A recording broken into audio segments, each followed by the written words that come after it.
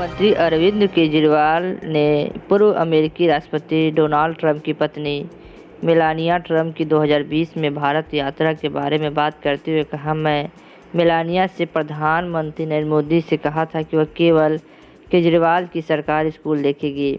Melania ने उस यात्रा के दौरान दिल्ली सरकार के एक स्कूल में हैप्पीनेस क्लास अटेंड की थी। हरदोई के चुनाव प्रचार में जाते समय कांग्रेस महासचिव प्रियंका गांधी ने मंगलवार को बीजेपी की रैली से लौट रहे लोगों को कांग्रेस के घोषणा पत्र की कॉपी बांटी।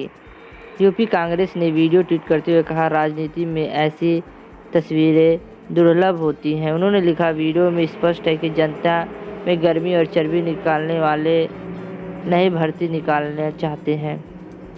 बलिया में बीजेपी अध्यक्ष जेपी नड्डा के हेलीकॉप्टर की लैंडिंग के वक्त हवा के झोंकों से एक स्कूल की दीवार गिरने का वीडियो सामने आया है। हालांकि घटना में कोई हताहत नहीं हुआ है। वहीं नड्डा ने बलिया की रैली की तस्वीरें शेयर की हैं।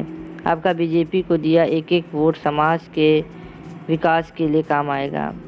एनडीए से अलग होने और विपक्ष की ओर से राष्ट्रपति उम्मीदवार बनाए जाने की खबरों पर बिहार के मुख्यमंत्री नीतीश कुमार ने कहा, ना मेरे दिमाग में इसका विचार है, ना कल्पना की है।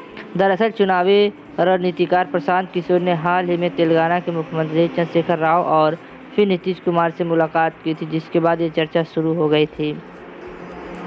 प्रधानमंत्री नरेंद्र मोदी ने बहराइच में चुनावी रैली के दौरान मंगलवार को कहा, कोविड-19 संकट के समय बीजेपी सरकार ने किसी को भी बिना मदद के नहीं छोड़ा।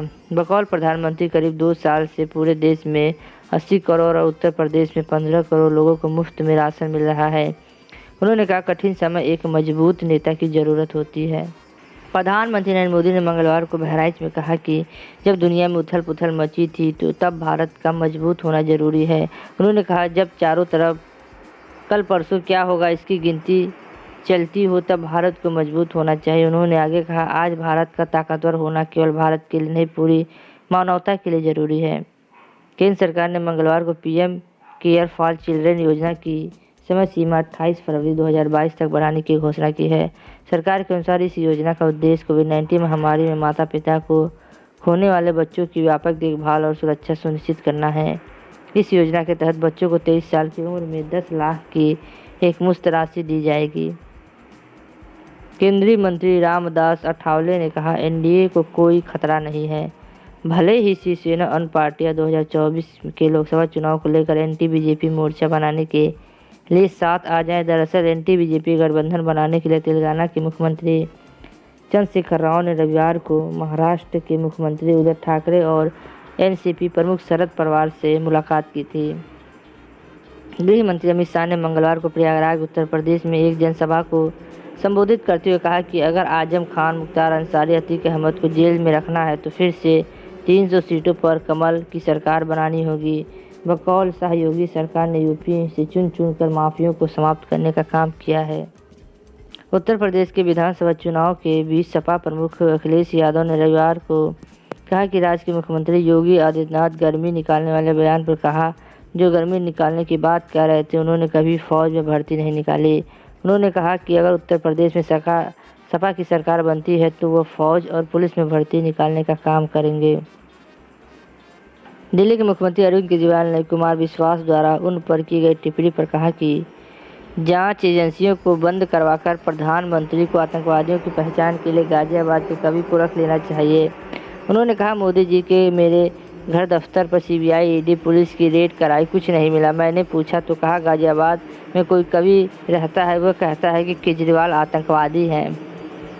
प्रधानमंत्री नरेंद्र मोदी ने मणिपुर में महिला बीजेपी समर्थकों का अभिवादन करने और उनसे हाथ मिलाने का वीडियो शेयर किया है। प्रधानमंत्री ने लिखा, मणिपुर में कुछ अच्छे पल, इस स्नेह के लिए आभारी हूँ। प्रधानमंत्री वीडियो में भारत माता की जय के नारे लगाते हुए और महिला समर्थक मोदी जी की जय के नारे लगाती हुई दिख रही हैं। बीजेपी सांसद अरुण गांधी ने ट्वीट किया, केवल बैंक और रेलवे का निजीकरण ही 5 लाख कर्मचारियों को जबरन सेवानिवृत्त यानी बेरोजगार कर देगा। उन्होंने आगे लिखा, समाप्त होती हर नौकरी के साथ ही समाप्त हो जाती है लाखों परिवारों की उम्मीदें। सामाजिक स्तर पर आर्थिक असमानता पैदा कर एक लोक कल्याणकारी सरकार कभी पूंजीवाद को बढ़ावा नहीं दे सकती है। तो आज के लिए बस इतना है। फिर मिलते हैं नए वीडियो में। देखते रहिए जी न्यूज़। जय हिंद, जय भारत।